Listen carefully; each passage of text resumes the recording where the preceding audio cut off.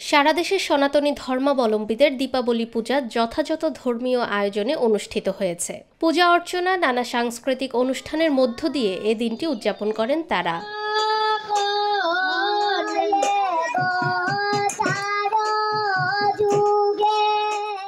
উপজেলার পৌর শহরের কালীঘাট রোডে অবস্থিত শ্রী শ্রী রাজরাজেশ্বরী কালীবাড়ি সহ বিভিন্ন মন্দিরে শুভ দীপাবলির পূজা উদযাপিত হয়। পূজা উপলক্ষে মন্দির পরিদর্শন করেছেন এনসিপির কেন্দ্রীয় যুগ্ম সদস্য সচিব প্রীতম দাস।